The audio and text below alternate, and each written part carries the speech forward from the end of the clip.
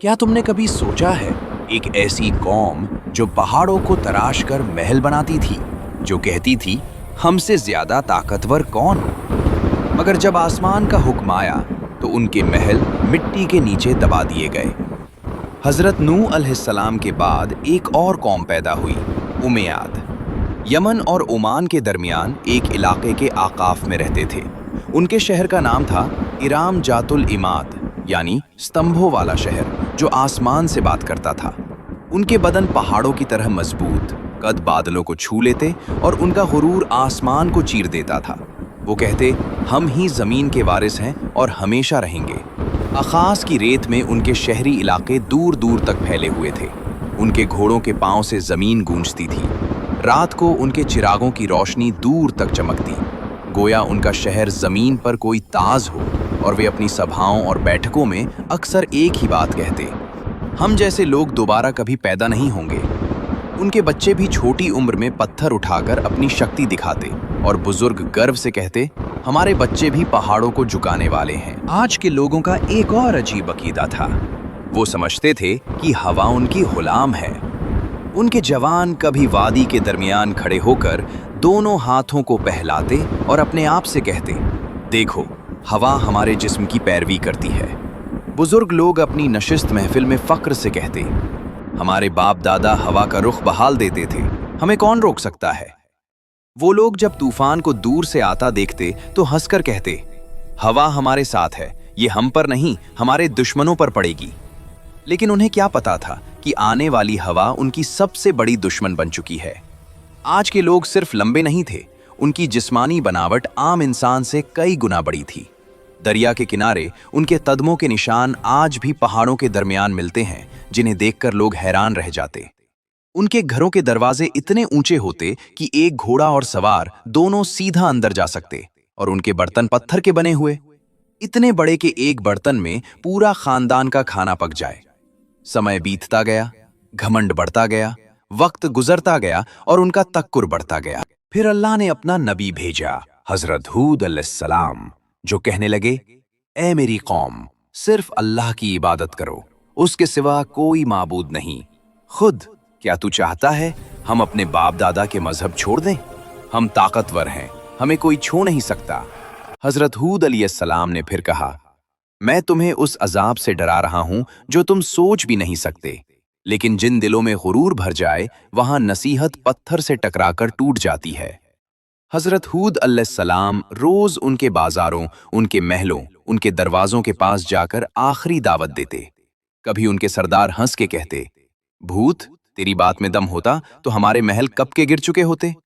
कभी कोई बच्चा उनकी आवाज का मजाक उड़ा देता और कुछ लोग उन्हें देखकर रास्ता बदल लेते, कहीं उन्हें अल्लाह का खौफ उनकी आंखों में भर न जाए। एक दिन हूद अलैहिस्सलाम उनकी असेंबली में गए, जहां उनके सरदार सोने के तख्तों पर बैठे थे। हूद अलैहिस्सलाम ने कहा, अल्लाह की बनाई हुई कुदरत का निजाम देख लो, तुम्हारी ताकत कुछ भी नहीं। मगर उनके सरदार हंस पड़े, ये छोटे वादे बंद कर, अगर अजाब आता है तो हम अपनी ताकत से उसे रोक लेंगे। अजाब से कुछ दिन पहले आज की वादी में एक अजीब मंजर हुआ। रात को आसमान में एक गहरी खून सुनाई दी। न बादल गरजा, न बिजली चमकी, मगर वादी में ऐसे लगा जैसे कोई दूर से पुकार रहा हो। आज के लोग इस आवाज को सुनते और आपस में कहते, ये तो पहाड़ों की आवाज है। हजरत हूद अलैहिस्सलाम जो कहने लगे, ये रहमत की पुकार नहीं, ये तंबे है। दूसरी रात जमीन हल्की सी हिली, मगर इतनी कम कि सिर्फ जानवर बेचैन हुए। देखो, इंसान हंस पड़े, जमीन भी हमारी ताकत से डरती है। उन्हें नहीं पता था ये जमीन का आखिरी एतराज था। फिर आया अल्लाह का फैसला, अल्लाह का अजाब, शहरे इराम का रहस्यमयी अंत। सबसे पहले उन पर कैद आया। 3 साल तक एक बूंद बारिश न हुई। वुड सूख गई, बाग जल गए, जमीन पत्थर बन गई। लोग आसमान की तरफ देखते रहे, कब बारिश आएगी। लेकिन आसमान से जवाब आया, खामोशी। पहले साल उन्होंने कहा, ये तो मामूली सा मसला है, हम ताकतवर लोग हैं। दूसरे साल प्यास ने उनकी जुबानें सुखा दी। खाली मटके दीवारों से टकराते, जानवर प्यास की वजह से गिरने लगे। तीसरे साल आद की जमीन से वो हंसी, वो फक्र, वो आवाज ही गुम हो गई जो कभी आसमान को टकराने का दावा करती थी। और जब लोग खुद अल सलाम के पास आए तो वो उन्हें देखकर रोए नहीं, बस इतना कहा, अब अजाब का वक्त करीब है। फिर एक दिन 3 बादल नजर आए, एक लाल, एक सफेद और एक स्याह। आसमान से फरिश्ता पुकारा, ए कौमे आद, इनमें से एक बादल चुनो। सरबराहों ने हंसकर कहा, काला बादल? उसमें पानी है, रहमत है। मगर उन्हें क्या पता, उस बादल में रहमत नहीं, कहर छुपा था। आसमान स्याह हो गया, हवा ठंडी हुई, लोग नाचने लगने, चिल्लाने लगने, देखो बारिश आ गई। लेकिन वो पानी नहीं था, अजाब का तूफान था। पहला झोंका आया, धूल और पत्थर उड़ गए। आंधी के हर झोंके में उन्हें लगता कि हवाएं उनका नाम मिटा रही हैं। दूसरा झोंका आया, पेड़ गिर गए, जानवर उड़ गए, उनकी सारी मूर्तियां, उनका सारा फख्र, उनके बाग, उनका शहर, सब हवा में बिखर रहा था। रात को लोग अपने बच्चों को बाहों में दबा लेते, मगर आंधी उनकी चीखों से ज्यादा तेज चलती। तीसरा झोंका, इंसान हवा में छीन गए। उनके महलात जो कभी सुतूनों पर आसमान से बात करते थे, अब रेत के नीचे गल गए। 7 रात और 8 दिन तक वो तूफान चलता रहा। आसमान गरजता रहा, जमीन कांपती रही। उनके महल, उनकी शान सब मिट्टी में मिल गई। अल्लाह ने कहा, औराद को तबाह किया गया सख्त गरजदार आंधी से, जो 7 रात और 8 दिन तक उन पर मुसलसल चली। और जब हवा रुकी तो सिर्फ सन्नाटा था रह गया, सिर्फ रेत का समंदर और गिरे हुए तने, जैसे खजूर के खोखले तने।